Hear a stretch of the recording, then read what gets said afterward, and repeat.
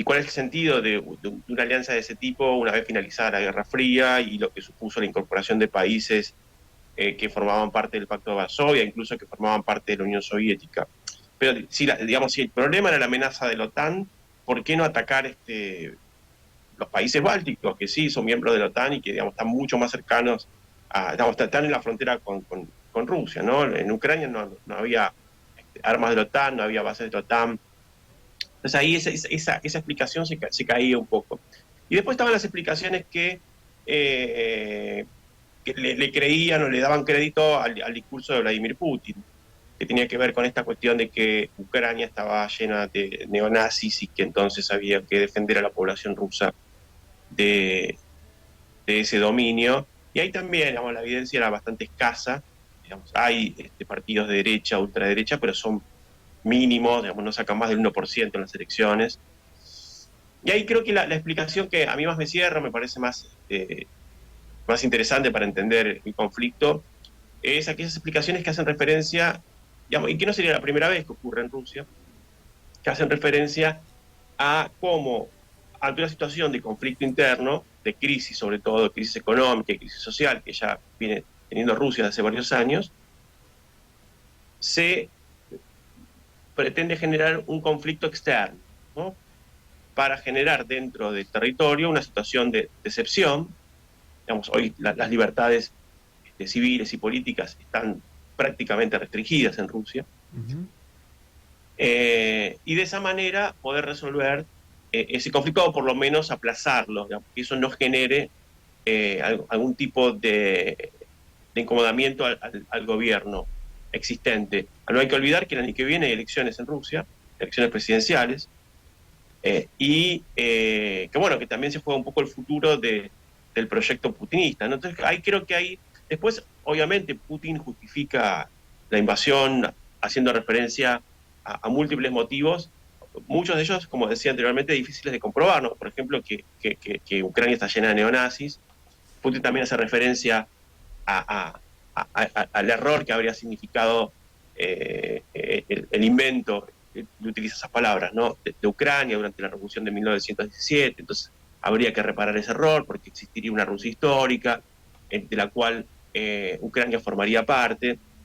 Pero ahí creo que la explicación que mejor nos puede llegar a hacer entender la invasión es esa necesidad del putinismo de resolver una crisis interna, una crisis sobre todo económica, digamos, que acentuó la pobreza, la desigualdad social, que generó más riqueza para la élite rusa, llevando ese conflicto hacia un conflicto externo como es ahora Mm. la invasión de Ucrania. Yo creo que Putin al principio estaba convencido de que iba a ser un conflicto relativamente corto, como había sucedido con Crimea en 2014, y ahora se encontró con un conflicto extenso que sin embargo pudo resignificar porque así todo le sigue siendo útil para sus intereses. ¿Vos pensás que Putin subestimó a Ucrania?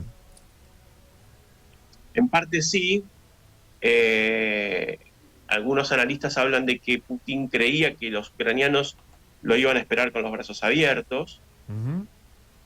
por esa tradición supuestamente histórica. Lo que no tuvo en cuenta Putin es que los ucranianos que tienen de 30 años para abajo, 35 para abajo, no saben lo que es la Unión Soviética. No la vivieron, todo lo que saben de la Unión Soviética porque alguien les contó, lo leyeron en la población, la experimentaron de primera mano. Entonces, la identidad soviética, que eventualmente podría haber quedado como residuo, no está desarrollada en ellos, ¿no? Ujú. Y en generaciones más grandes, tal vez esa identidad soviética está un poco lastimada por lo que supuso los años finales de la Unión Soviética en términos materiales. Entonces, Putin creía que basándose en ese pasado común, al haber formado parte de un mismo país, los ucranianos iban a recibir a Rusia con los brazos abiertos. Y es muy lógico pensar como piensan los ucranianos, que es muy difícil recibir con brazos abiertos a alguien que viene con tanques, con misiles, con bombardeos, con destrucción y con muerte, ¿no? Entonces ahí se genera el efecto contrario. Fíjate que el presidente ucraniano, Zelensky, fue invitado a dejar el país, varios países occidentales estaban dispuestos a recibirlo, Ujú. y él, sin embargo, se quedó, lo cual, digamos, dio una imagen bastante fuerte para dentro del país, Y eso también generó un efecto en cadena de que toda la población se armara en defensa de Ucrania. Entonces ahí Putin se encontró con una resistencia que tal vez no esperaba. Y después también hubo una serie de errores respecto del estado actual del ejército ruso. Eh, Tal vez Putin creía que el ejército ruso estaba en una determinada situación, Ujú. porque efectivamente el gasto en defensa había aumentado notablemente en los últimos años, pero también lo que existe en Rusia son muchos canales de corrupción. Entonces no siempre el dinero que se destinaba para comprar tal o cual armamento llegaba a su destino final. Bien, y ya le doy a mis compañeros también, porque me interesa hablar la parte histórica. Digo, supongamos que Putin tuviera éxito en su incursión a Ucrania. ¿Cuál es la idea de Putin? Digo, ¿Ucrania y nada más o ir por más? Digo, recuperar lo que fue el viejo imperio ruso. Porque algunos analistas dicen, él quiere recuperar todo lo que se perdió desde el momento que se desintegró el imperio ruso y se desintegró la Unión Soviética. ¿Es Ucrania y nada más o es Ucrania y mucho más? Bueno, hay parte de eso, efectivamente, digamos, en la lógica del putinismo, solo que algunos países, como por ejemplo Bielorrusia, digamos, informalmente son parte de, digamos, del proyecto putinista, tienen un presidente que responde a Putin, en ese sentido no genera... El problema es que para Putin, ¿no? Que haya territorios que él considera zonas de influencia por derecho propio y que se les escape de ese dominio, ¿no? Como sucede con Ucrania, que bueno, puede formar parte de la OTAN o que también puede integrar la Unión Europea. Entonces ahí sí hay una voluntad por parte del putinismo de querer restaurar ese territorio, que en realidad forma parte de un proyecto más amplio del putinismo, un proyecto, podríamos llamar, cultural, que es esta idea de restaurar lo que él considera es el mundo ruso. Es decir, un mundo que no solamente está compuesto por un territorio, sino también por una cultura, por un idioma sobre todo, por una religión, y que excede las fronteras, es decir, estaría compuesto por todas aquellas personas que hablen ruso, que sean ortodoxos y que tengan esos ancestros. Entonces, él se autoimpone esa misión de recuperar ese mundo ruso perdido, en parte durante la Revolución de 1917 y nuevamente destrozado con la disolución de la Unión Soviética. Y ahí, digamos, esa recuperación territorial aparece como uno de los elementos importantes. No el único, pero sí importante. Por eso, en 2014 fue, digamos, no solamente materialmente, sino también simbólicamente, la anexión de Crimea ocupó un lugar muy importante, ¿no? Porque, Ujú. de acuerdo a ese relato que arma Putin, en Crimea tuvo el origen el primer Estado Claro, ruso. claro. Martín, te pregunto por el liderazgo de Putin, ¿no? ¿Cómo lo ves vos? ¿Cómo está hoy el liderazgo de Putin dentro de Rusia a un año del conflicto? Y con lo que venías diciendo, ¿no? Si bien no subestimó o sí subestimó a Ucrania, también sobreestimó la capacidad del ejército ruso. Y hay un éxodo de algunos ciudadanos, bueno, hubo un éxodo también cuando se dio esto de reclutar a 300.000 personas. ¿Cómo está hoy el liderazgo de Putin dentro de Rusia? Es un liderazgo que está bastante reforzado, pero a fuerza de represión. No hay que olvidar que, o sea, hoy el, el gobierno de Putin es de democracia, solamente tiene la fachada, es un sistema abiertamente dictatorial que persigue opositores, que los encierra, que continuamente aprueba leyes que apuntan a restringir cualquier tipo de voz discordante dentro de Rusia y que eso se vio reforzado en un contexto como el actual, en donde cualquier tipo de, de posición que se escape de lo que es la posición oficial puede ser acusada de traición, ¿no? Con lo que eso significa en un contexto bélico. No hay que olvidar que el principal opositor político, aquel que es capaz de eventualmente hacerle frente en las urnas, que es Alexei Navalny, está preso, ¿no? Y va a estar preso por lo menos mientras siga Putin en el poder. y que todos aquellos que han querido manifestarse públicamente, no ya contra Putin, pero sí en contra de la guerra, han sido detenidos, muchos de ellos enjuiciados y actualmente están cumpliendo sentencia. No estamos hablando de personas que simplemente dijeron que que el ejército tenía que retirarse de Ucrania, por ejemplo, ¿no?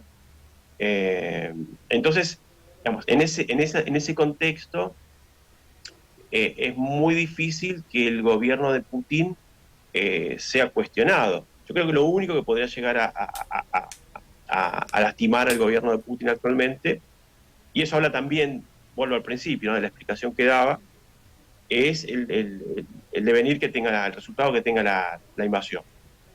O sea, Claro, Putin de alguna manera... No puede perder la guerra. Exactamente.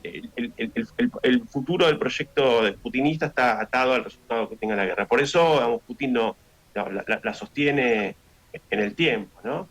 Y acá la historia rusa es bastante ilustrativa, porque si uno va para atrás en el siglo XX, en el siglo XIX, lo que se observa es que, digamos, después de un resultado catastrófico en una guerra, hubo cambios bastante significativos en Rusia, hasta incluso podríamos decir revolucionarios, ¿no? La derrota en la guerra con Japón en 1905 trajo la primera revolución rusa. En 1917 nuevamente hubo una revolución después de la Primera Guerra Mundial. Ya más en la década del 90, la derrota con Afganistán colaboró en la disolución de la Unión Soviética. Y si vamos para el siglo XIX, la derrota en la Guerra de Crimea trajo nada más y nada menos que la emancipación de los siervos, ¿no? Entonces, vamos, es probable que una derrota en esta invasión a Ucrania se lleve puesto al gobierno de Putin. Por el contrario, una victoria puede reforzar su proyecto y mantenerlo en el poder muchos años más, porque técnicamente está habilitado para competir por 2 mandatos. ¿Qué tal, Martín? Buen día. Justamente querías hablar un poco de eso, de si hay posibilidades reales de que en algún momento haya algún acuerdo, o esto pinta para un a todo o nada, o quizás un estancamiento en el tiempo que sea algo similar como un armisticio. Yo creo que obviamente estamos suponiendo, ¿no?, haciendo conjeturas, pero por cómo se viene desarrollando el conflicto y cómo vienen también interviniendo actores que no son ni Rusia ni Ucrania, es posible esperar un conflicto de largo plazo, porque, como dije recién, Putin no puede retirarse derrotado, tiene que sacar algo, por lo menos parte del territorio ucraniano. Ucrania no está dispuesto a ceder ni un metro de su territorio, con razón, y aquellos que apoyan a Ucrania cuentan también con un ejemplo histórico durante la Segunda Guerra Mundial, ¿no? Ya Putin anexionó a Crimea en el año 2014, nadie hizo nada, nadie opuso resistencia, y ahí quedó. Todos pensaban que Putin se iba a conformar con eso. Sin embargo, varios años después fue a la carga por Ucrania, ¿no? Vamos, ¿quién garantiza que si efectivamente Ucrania cede territorio, Putin no va a seguir avanzando? Si vamos a 1939, algo similar ocurrió con Hitler y Checoslovaquia. Entonces ahí va a haber también una presión por parte de los países aliados de Ucrania para que eso no termine de esa manera. Y además, a Estados Unidos le conviene que haya una guerra prolongada, porque eso puede llegar a desgastar a Rusia, ¿no?, en términos materiales. Lo mismo que del otro lado, digamos, el principal aliado que puede llegar a tener Rusia en este momento, digamos, importante, sería China. Y China, digamos, viendo que Estados Unidos está involucrado enviando material o está preocupado por el futuro de Ucrania, bueno, prolongar un conflicto de este tipo puede hacer también que se haga desgastar a su principal competidor económico, como es Estados Unidos. Entonces, vamos, por varios factores podemos esperar que este conflicto se extienda por varios meses, incluso años. Bueno, la última pregunta para ir cerrando, en realidad esta pregunta no te la tendría que hacer a vos, se la tendría que hacer a algún psicólogo, o al doctor Mauricio Abadi. Digo, ¿se puede negociar, se puede hablar de paz y de amor con una persona que ha sufrido tanto maltrato en la niñez? Me estoy refiriendo a Putin, porque ha tenido una niñez bastante desafortunada, ¿no? Un niño Putin que fue derivado a un orfanato, que sufrió situaciones de maltrato, bueno, que no la pasó bien, que su padre fue encarcelado por Stalin, o sea, tuvo un origen familiar, y a veces dicen, somos lo que heredamos. Digo, y uno lo ve a Putin tan insensible que no mueve ningún músculo de su cara, que digo, a veces uno también tiene que escarbar, digo, por otros lados. Digo, por eso digo, ¿es difícil hablar con alguien que ha sufrido tanto de chico?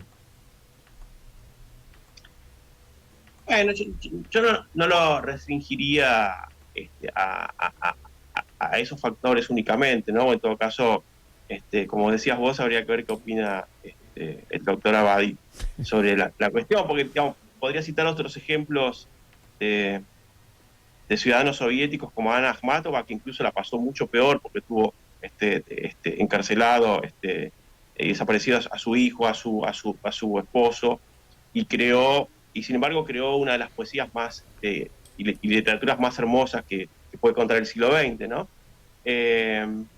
Sí, en cambio haría referencia al modo en el cual Putin entró a la política y se convirtió en un político, que no tiene que ver con la Unión Soviética. Porque él entra a la política en la década del 90. Y la política, o el modo de hacer política que él conoce, es el modo en el cual entra el capitalismo y la democracia en Rusia en los años 90, que es, bueno, lo que ya sabemos que genera el capitalismo, sobre todo en países periféricos, ¿no? Es saqueo, es robo, corrupción, prácticas mafiosas. Bueno, todo eso se concentró en esa década en Rusia. Y Putin comenzó a hacer política, digamos, con esos, dentro de ese marco. Entonces, digamos, ¿por qué esperar otro tipo de conductas? Claro. Si su momento formador, claro, porque hasta ese momento, digamos, los políticos rusos conocían otro marco, que era el del sistema soviético. Claro, claro. ¿Por qué esperar, digamos? Y en ese sentido, ahí Putin no es muy diferente de cualquier otro líder autoritario o de derecha, de estas nuevas derechas que están resurgiendo, que están incluso en países occidentales, ¿no? Digamos, pienso en cómo sería negociar con un político como Donald Trump, por ejemplo. Bueno, y justamente han tenido un muy buen vínculo Donald Trump y Vladimir Putin. Por ejemplo, o Jair Bolsonaro, sin ir más lejos, ¿no? Claro, claro. Yo creo que pasa más por ese lugar, y bueno, y también la herencia ideológica, histórica que recibe Putin, el que intenta manipular, que tiene que ver con esta idea del imperio ruso, ¿no? Y ese pasado glorioso, y esta idea de mundo ruso que tiene que resolver. Muy bien, bueno, hemos analizado en profundidad uno de los protagonistas, Rusia. Seguramente ahora, después de la pausa, estaremos analizando más de lleno el tema Ucrania. Bueno, Martín, como siempre, agradecidísimos por tu participación, por el madrugón de hoy, sábado. Y bueno, y comentarle a la gente cómo te pueden seguir. ¿Manejás redes?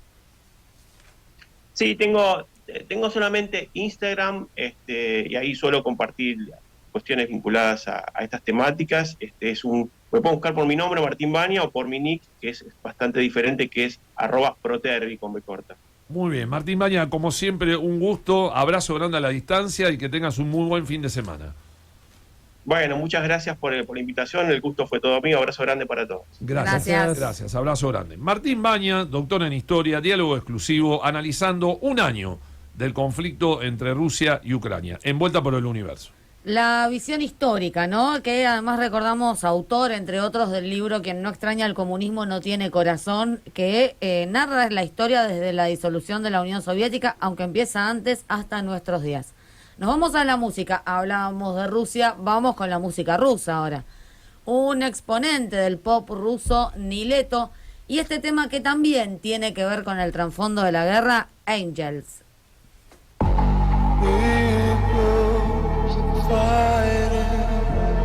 Angels are crying. We can